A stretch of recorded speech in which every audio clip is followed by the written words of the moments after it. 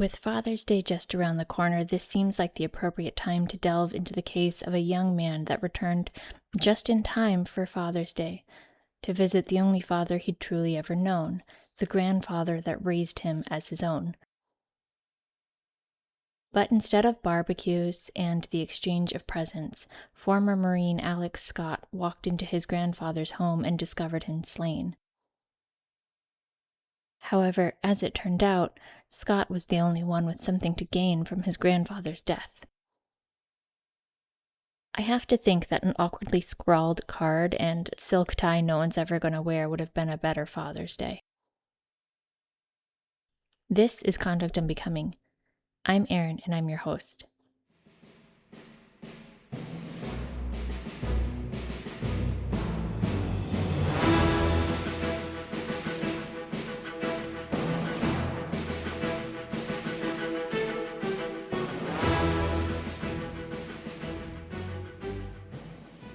Jean Alexander Scott had what I think can only be fairly described as an incredible grandparent. Scott shared his first name with his grandfather, Jean, and usually went by Alex. But as you've picked up over the last 90 episodes, I prefer to use last names and will be referring to him during this episode as Scott. He has 3 first names, Jean, Alexander, Scott, so I recognize that it could get confusing, but I'm going to label it outright up top here. Scott's mother died as the result of a heroin overdose in 2014, and Jean, Scott's mother's father, took up the mantle and moved him in. He spent the next years raising Scott. Sort of with that background and that backdrop, Scott took what could be considered a pretty reasonable path and joined the Marine Corps after high school. His first tour didn't actually take him too far from home, just 4 hours away to Camp Lejeune in North Carolina. There, he served as an ammunition technician. He decided one tour was enough and officially separated from the Marine Corps in January 2020, a move that caused him to struggle financially. And as we all know, the COVID-19 pandemic kicked off shortly thereafter, with all of the impacts that had. Scott had moved back home in 2019 while he was on terminal leave, and that included at least some amount of time in his grandfather's mobile home in Richburg, South Carolina. He explained to Jean, his grandfather, that he had a plan to open a business. He told Jean that he needed an investor, so, being a kind, caring father, Jean handed over $86,000 in hopes of helping his grandson launch his dreams of opening a security business. This is a business that Scott described to others as quasi-bounty hunting and paramilitary exercises. Instead of using that money to launch sort of a nebulous security business, Scott spent the money on a blue Mustang and his personal expenses. But he was not any closer to opening a business or finding any way to support himself or make money.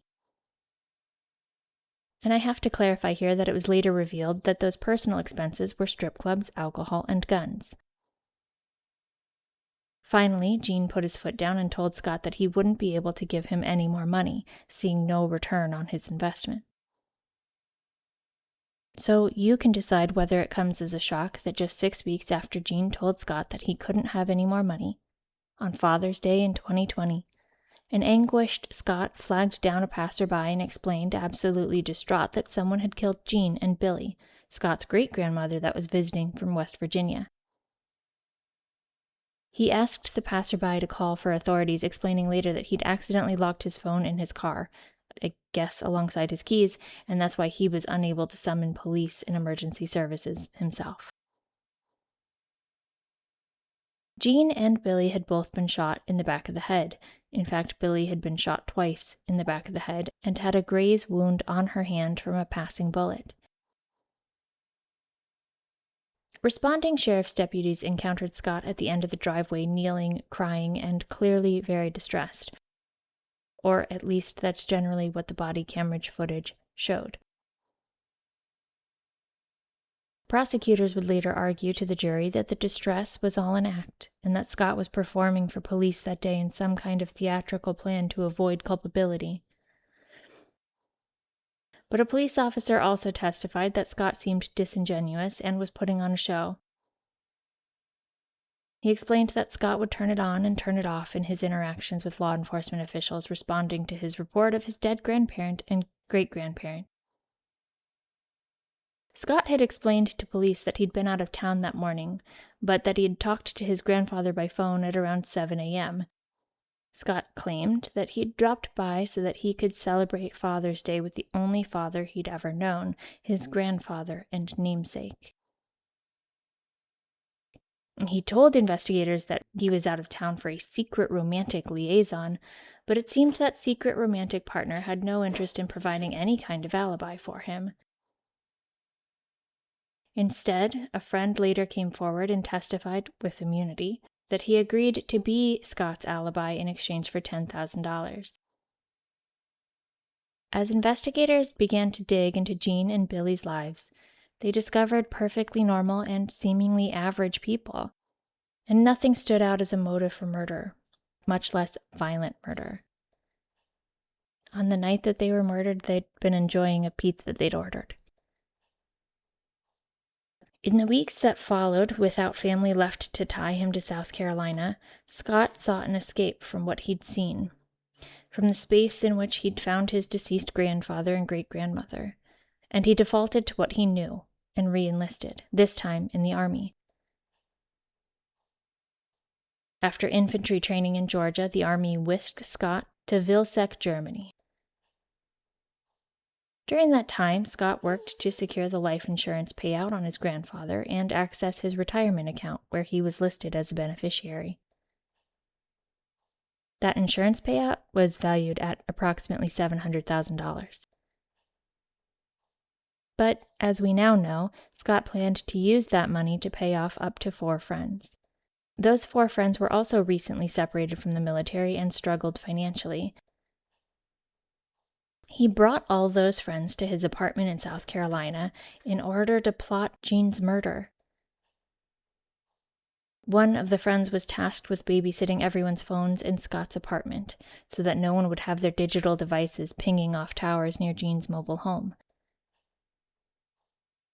Scott had this elaborate plan, consisting of bringing a gas can with him so he wouldn't have to stop for gas on the drive to Jean's home, wearing a weighted vest so that when he trekked the last little bit through the woods to get to Jean's home, it would look like somebody heavier had walked through, potentially changing out the tires on his blue Mustang so that nobody could match the tire prints, and a plan to abandon the murder weapon in the woods. The group of friends put this careful plan into action and attempted to carry out the murder in May 2020, but they were unsuccessful because dogs alerted to their presence. Many of these young men were experiencing financial problems after also separating from the military, but Scott explained to them that he wanted to kill his grandfather not just for the money, but because he blamed his grandfather for his parents' death.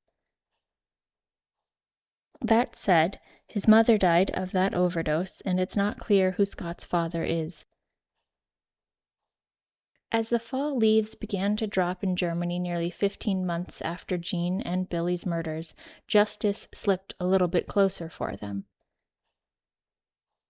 Army investigators arrested Scott for the murder of his family members and eventually extradited him back to South Carolina. Over the course of the investigation, officers learned that Scott had spent the time preceding his family's deaths searching the internet for information on how long it takes for insurance to pay out, the death penalty in South Carolina, and how to get away with murder. Of course, it's not clear from the reporting whether he accessed the Shondaland production How to Get Away with Murder in preparation for his crimes. During cross-examination in Scott's eventual trial, Scott asked the prosecutor not to make him look like a narcissist. She told him he was doing a good enough job of that by himself. When confronted with his very sketchy internet searches, the testimony of his friends and supposed alibi, and evidence that Scott had planned the murders in order to access Jean's insurance payout, and retirement, Scott asserted to the jury that he was not a killer. He said, "I did not kill my grandfather point blank. Forgive me if I'm not entirely happy about this." It's not entirely clear if the "this" that he's unhappy about is the trial or the death of his family members. After being convicted by a jury of his South Carolina peers, Scott told the court not to be lenient with him. But that's a statement that maybe needs additional context. What he said was, "I did not kill my grandparents and I never would. One day we will all die, and I hope there's a God, so you can all ask me if I did it. And I hope you choke on that answer when he tells you, I did not. Don't give me leniency because it's not going to be given away. Throw me in prison and lock away the key if that makes you all happy." And I hope we can all agree that that statement is nonsensical. The headlines all say that Scott told the court he didn't want leniency, but very few delve into the details as to the rest of the statement. The statement that feigns moral superiority and directs the court to throw him in prison and lock away the key. Whatever Scott's motivation for telling the court to avoid leniency, if it was intended to be some kind of reverse psychological thing, it absolutely backfired. The court declined to exercise any kind of leniency, sentencing Scott to 60 years for each murder, with the sentences to run concurrently. Scott's defense attorney indicated that he would be appealing and filing for a new trial. That said, I haven't found anything to indicate on what grounds he would be appealing the judgment in his case. Thank you for listening. If you enjoyed today's episode, please share it. I invite you to submit case suggestions and feedback to conductunbecomingpod@gmail.com or on conductunbecomingpod.com. Join me next time when we circle back to the disappointing issue of victim blaming. Until then, take care.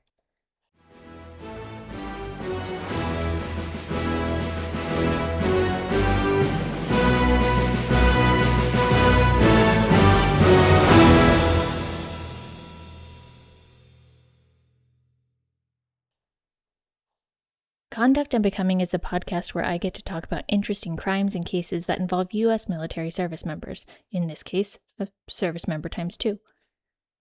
I research, write, and produce the podcast myself. The opinions expressed are my own, and perhaps it's obvious.